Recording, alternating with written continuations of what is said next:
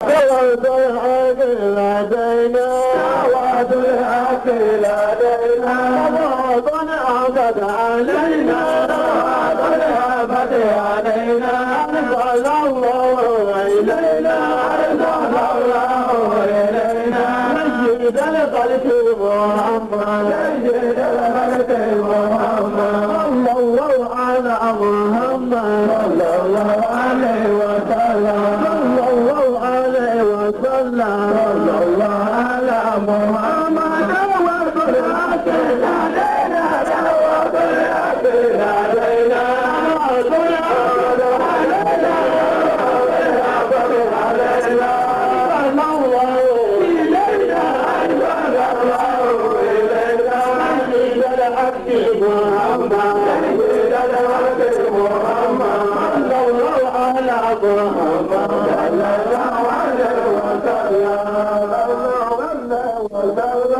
صلى الله عليه القرآن سورة الدوها أوري 93 بسم الله. فوجدا عبدا من عبادنا آتيناه رحمة من عندنا وعلمناه من لدنا علما. أعوذ بالله من الشيطان الرجيم. بسم الله الرحمن الرحيم وبه نستعين. فوجد عبدا من عبادنا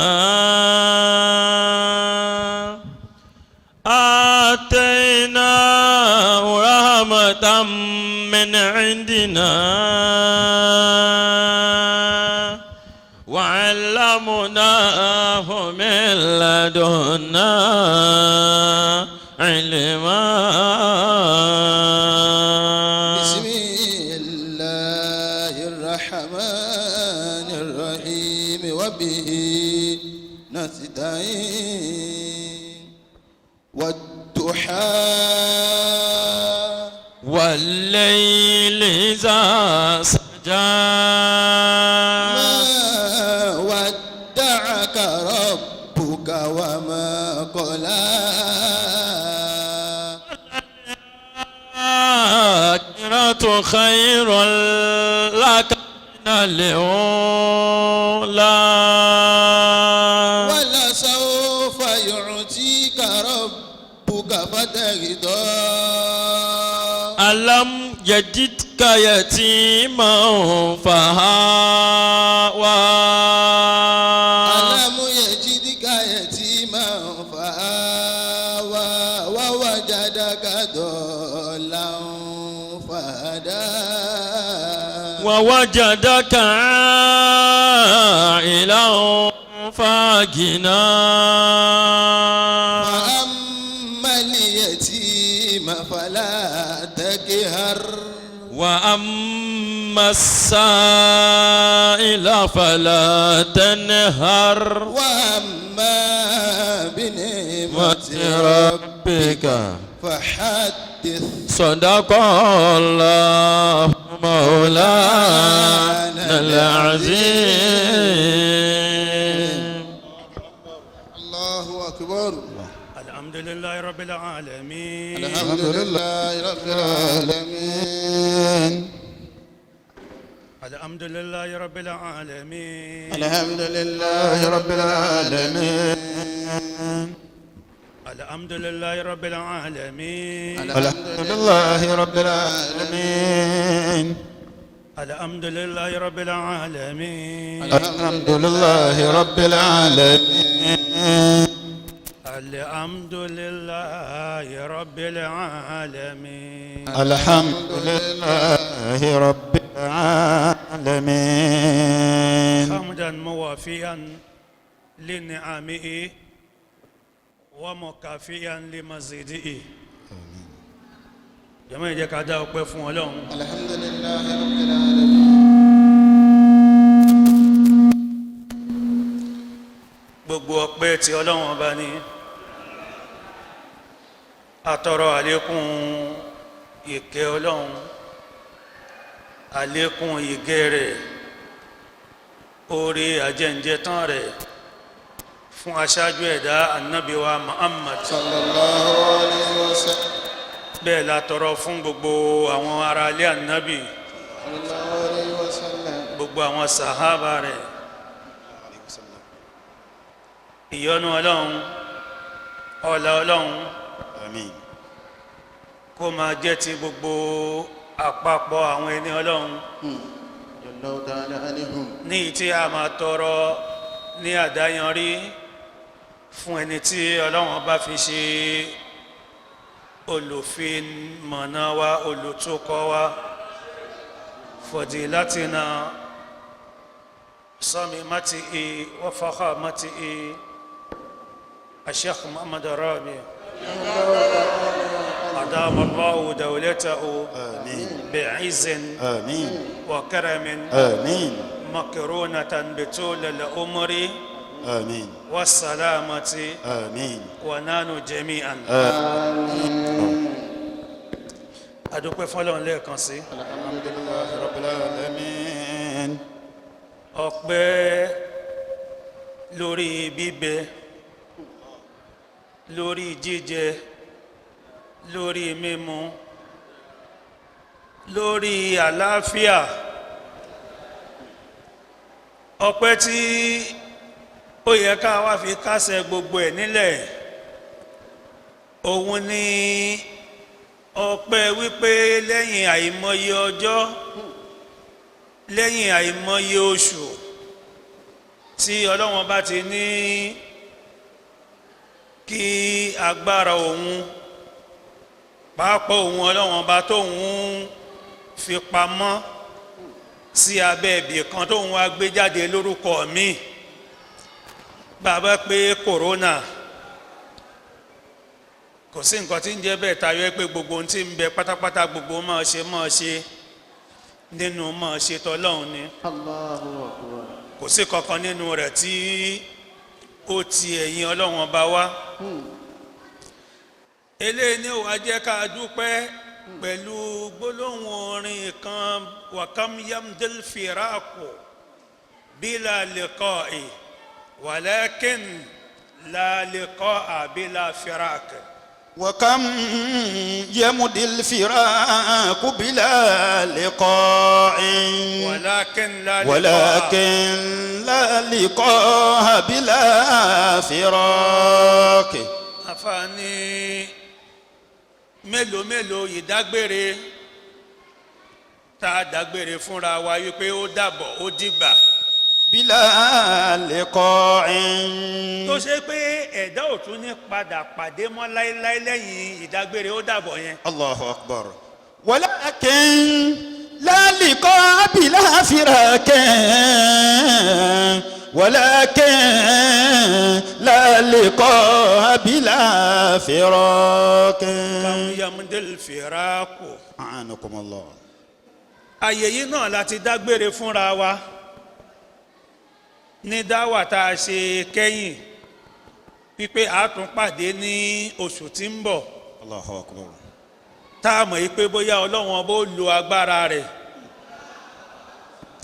àmọ́ Ọlọ́run ọba wá lo agbára rẹ̀ ó ní iye ẹ̀dá Ọlọ́run tó ti kọjá síwájú Ọlọ́run Allahu Akbar. ń bẹ lákọọ́lẹ̀ àwọn ẹni Ọlọ́run wípé bógun ò bá jà lórílẹ̀ ayé tí òbúùtù Ọlọ́run ọba ò ṣẹlẹ̀ tí kò sí nǹkan kan 124,000 èèyàn gbọ́dọ̀ kú lórílẹ̀ ayé níjọ́ kan Allahu Akbar. bí ò bá sógun tí ò sí nǹkan kan 124 yẹn dẹ̀ gbọ́dọ̀ wá sáyé. Allahu Akbar.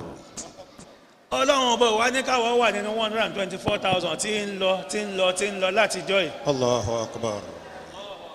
òǹkà jámíù Ọlọ́run nìyẹn tó fi ṣètò gbogbo nǹkan. òǹkà tọ́lọ́run bá fi ń mú nǹkan wá sáyé nìyẹn òǹkà yẹn náà ní fi ń mú nǹkan kúrò lórílẹ̀ ayé. Ọlọ́run ọba wa ní káwọ́ wà mẹ́wàá kamuyamdel firaku bila liqa'in. وكم يمضي الفراق بلا لقاء. a ní mélòó dágbére ọmọ lè dágbére fún bàbá rẹ̀, bàbá lè dágbére fún ọmọ, ìyàwó lè dágbére fún ọkọ, kó ṣe pé bó ṣe ń lọ yẹn wọ́n ní ríra mọ́. Allahu akbar. Ará alé lè dágbére fúnra wọn, kó ṣe pé bí ṣe ń lọ yẹn kò ní padà wọlé mọ́. A máa dúpẹ́ pípẹ́ lọ́wọ́ bá ní káwá tún ríra nípa pé walakin la liqa'a. Bila firakin. Kò sí ìpàdé kan, kò sí àkójọpọ̀ kan téèyàn ń kójọ ní ayé ń bí téèyàn ò ní padà yà. Allahu akbar. Bí kú ò bá ya àwọn èèyàn tí wọ́n jẹjọ jẹ́ ọ̀rẹ́ tọ́jọ jẹ́ ẹbí tọ́jọ jẹ́ ojúlùmọ̀, nǹkan mi ò yà wọ́n. Allahu akbar. Ikú lè ya àwọn ẹ̀dá ènìyàn. Allah. Ìrìn àjò lè ya àwọn ẹ̀dá ènìyàn. Oníranran nǹkan ló lè ya àwọn ẹ̀dá ènìyàn tán ní padà pàdé mọ́. Lakin la liqa'a bila firaq. Walakin la liqa'a bila firaq. Kò wá sí ìpàdé kankan tí àwọn ẹ̀dá ènìyàn ó pàdé láyé, kò sí ìkójọ kan táwọn ẹ̀dá ènìyàn ó kójọ láyé tí ò ní nígbà tí oníkálukú ó gbalẹ̀ rẹ̀ lọ, tí ò ní nígbà tí oníkálukú ó túká ní ìtí èṣe tìjà. Bá a ṣe wá sí wáàsí lónìí yìí, oníkálukú ó lọ lé rẹ̀. La liqa'a bila firaq. Kò sí ìpàdé kankan tá a pàdé tá a ní túká. Allahu akbar. Àwa dúpẹ́ fún Ọlọ́run Alhamdulillahi rabbil alamin. tó ṣe wa kù. Alhamdulillah. Eléyìí ni àyà táwa ò lè máa sọ ní gbogbo ìgbà nípa wípé gbogbo àyà Kùránì pátápátá ló ní ẹgbẹ̀lẹ́gbẹ̀ ìtumọ̀ tí ẹ̀dẹ́ ò lè tú tán. Allahu akbar. Wa anna la nadri asharun urida biman fil ardi am arada bi in rabbuhum rashadan. Bismillahir rahmanir rahim. Wa anna la nadri asharun urida liman fil ardi am arada bihim rabbuhum rashada. Nígbà tí àyà yìí wáyé, àwọn màláíkà fúnra wọn kò yé wọn sí ká tó máa pé àwọn àlìjànú. Allahu akbar. Ìṣẹ̀lẹ̀ tó ṣẹlẹ̀ tí àyà yìí fi wáyé òun kọ́ la fẹ́ mú lò, bí ò ṣe ìkímọ̀ Ọlọ́run ọba tí ń bẹ ní abẹ́ rẹ̀. La nadri wa anna, àwa náà tá ń bẹ lórílẹ̀, àtọlọ́gbọ́n nínú wa, àtonímọ̀ nínú wa, àtolóye nínú wa, àtàfà àti wòlíì gbogbo oníkálukú nínú wa. La nadri asharun urida biman fil ardi. gbogbo ìṣẹ̀lẹ̀ tọ́lọ́run bá mú wá pátápátá, Ọlọ́run ọba fúnra rẹ̀ ló mọ tóun torí ẹ̀ mú wá. Ọlọ́run bá fi sí abẹ́ rẹ̀ tó fẹ́ mú jáde, Ọlọ́run bá ló yé. Allah. Am arada bihim rabbuhum rashada. Wọ́n wá sọ níjọ́ náà wípé asharun, bóyá burú ni, urida biman fil ardi, lọ́rọ̀ọ̀rọ̀ àwọn tí wọ́n ń bẹ lórílẹ̀. Am arada bihim rabbuhum rashada. Bóyá ṣẹlẹ̀ tó sì ṣẹlẹ̀ yìí, bóyá Ọlọ́run bá ní ọ̀nà ọmọ tó fẹ́ mú jáde ń bẹ̀. Kòrónà wáyé lóòótọ́, Ọlọ́run bá ló mọ tó ń fẹ́ mú jáde ń bẹ̀. Ọlọ́run ọba ló mọ tó ń fẹ́ mú jáde ń bẹ̀. Abqakumullahu wala abqakum. Ọlọ́run ọba yìí ṣe ọba tí ó máa mú aburú wá fún ẹ̀dá, tí aburú ò wá máa tẹ̀ láburú, tí aburú ò máa tẹ̀ láburú. Ọlọ́run bá mú wá, àmọ́ Ọlọ́run bá ní kímọ̀ rẹ̀ tó fẹ́ mú jáde ń bẹ̀. Kódà lọ́dún kan ó lè má yé gbogbo ayé, lọ́dún márùn-ún ó lè má yé gbogbo ayé pé nǹkan tọ́lọ́run fẹ́ ṣe tó torí ẹ̀ mú wá nìyí. Allahu akbar. Bọ́lọ́run bá bí ó bá mú nǹkan wá, kì í bọ́lọ́run bó sọ̀kalẹ̀ ọwọ́ àwọn kan náà ni ó ti wá.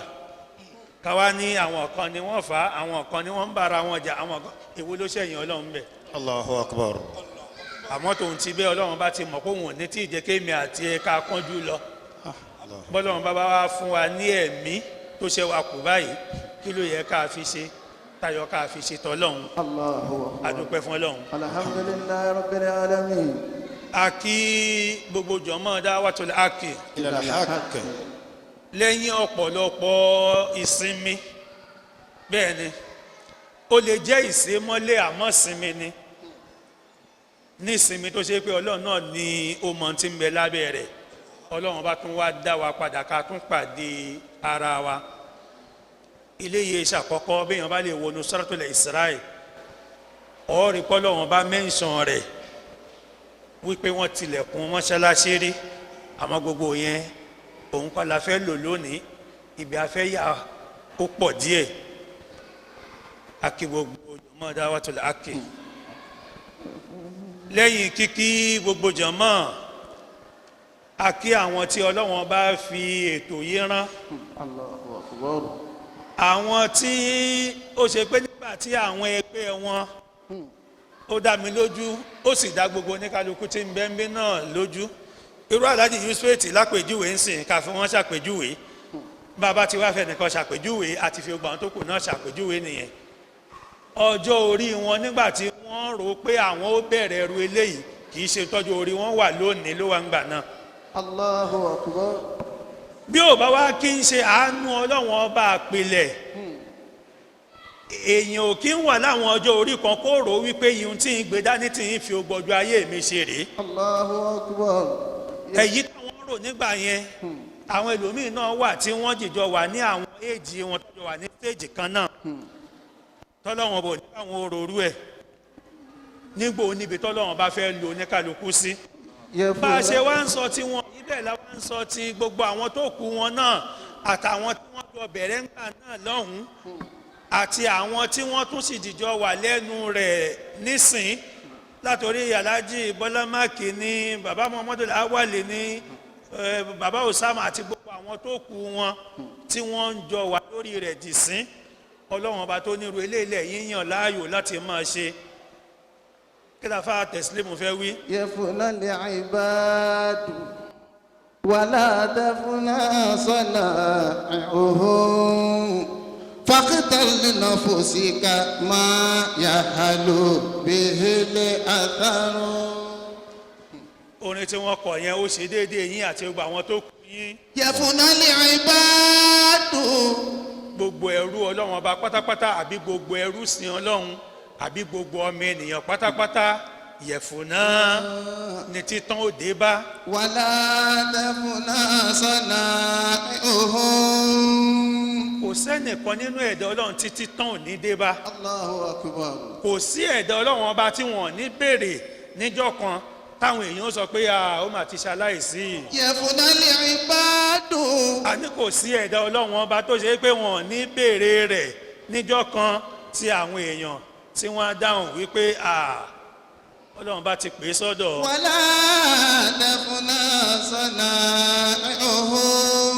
gbogbo ẹ̀dá pátápátá ní títàn ó dé bá àmọ́ kí ni títàn ò ní dé bá nínú orúkọ ẹ̀dá òun níṣẹ́ tó ní kálukú bá ṣe.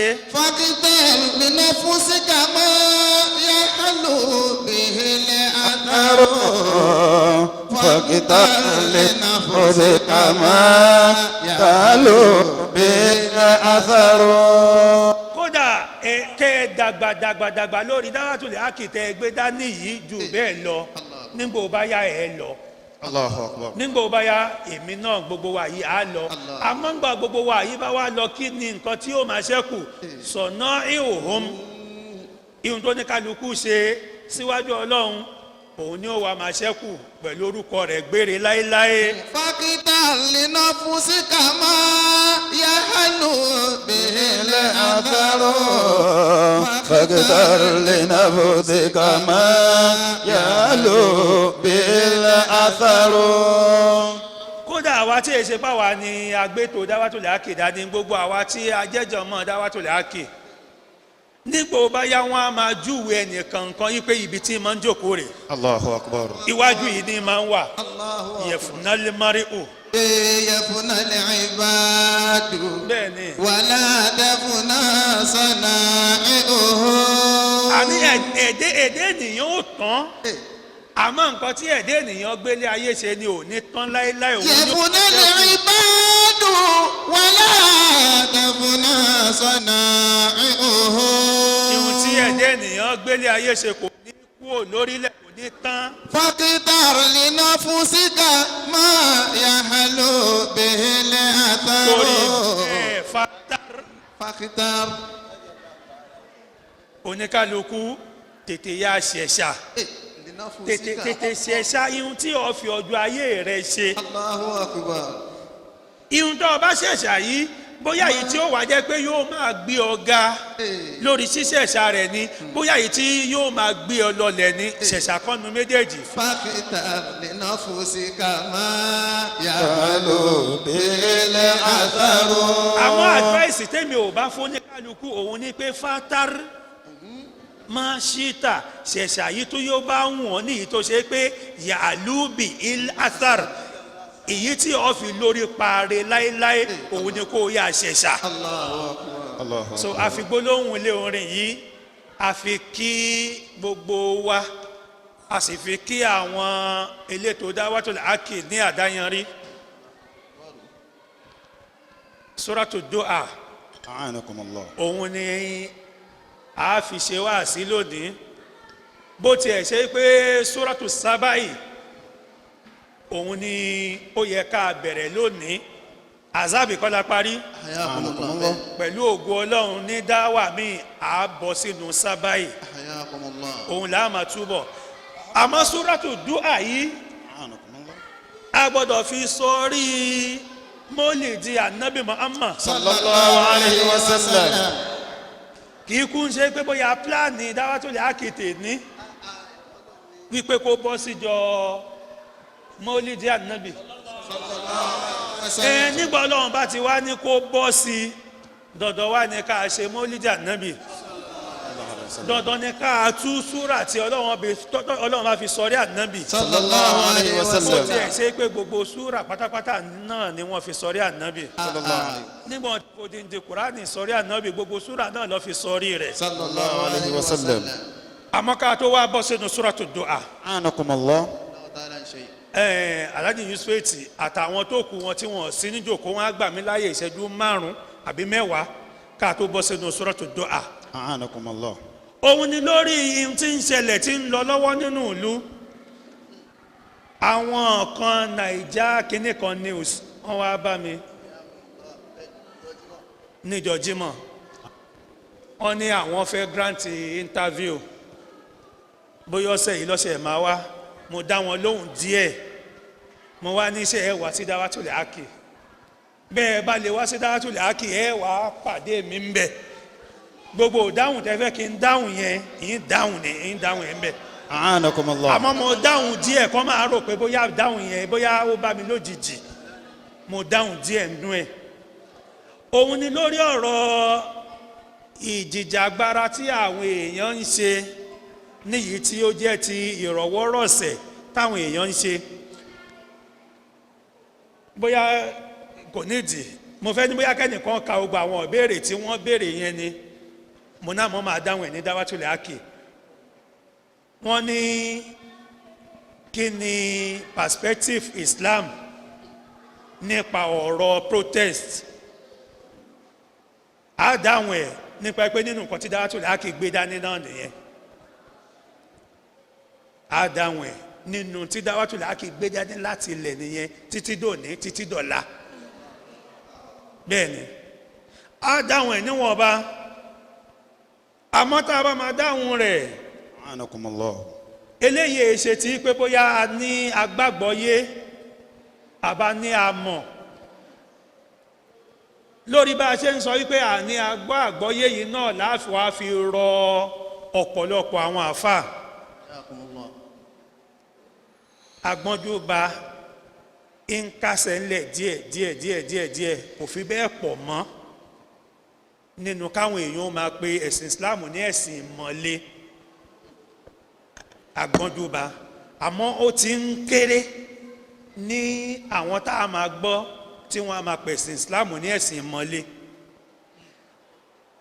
àmọ́ ọ̀pọ̀lọpọ̀ àwọn àfáà orúkọ tí a ní agbọ́njúba ó ti ń fẹ́ kásẹ̀ ńlẹ̀ yìí kọ́ má jẹ́ káwọn èèyàn ó tún wá máa tẹ̀ mọ́ Islam lórí ipe ẹ̀sìn ìmọ̀le kí ló fa ẹ̀sìn ìmọ̀le ẹ̀sìn tí ìmọ̀ rẹ̀ le òun ni ẹ̀sìn ìmọ̀le nǹkan kan ò le nínú ìsìláàmù káwọn àfáà náà má wàá mú le fáwọn èèyàn kò sí nǹkan tó le nínú ìsìláàmù ihun tí ìtumọ̀ rẹ̀ dùn púpọ̀ ni ìtumọ̀ ìsìláàmù dùn púpọ̀ tayọ káwọn èèyàn máa wá máa mú gbogbo nǹkan le koko fún àwọn èèyàn ọ̀pọ̀lọpọ̀ ẹlòmíì wọ́n rò pé àwọn ń pèpè sínú ẹ̀sìn wọ́n ń lé àwọn èèyàn kúrò nínú ẹ̀sìn ni wọ́n ń lé àwọn èèyàn kúrò nínú ẹ̀sìn ni àwọn èèyàn sọ pé bóyá challenge ẹnì kankan challenge àfà kankan àmọ́ àyè sọ pé challenge ẹnì kankan yẹn kò ní kó sọ pé o gbé challenge wá ká wá ní kò sáyè rẹ̀ o àwọn èèyàn challenge yàn à ń defend ni àmọ́ kò wá kì í ṣe pé kò wá ní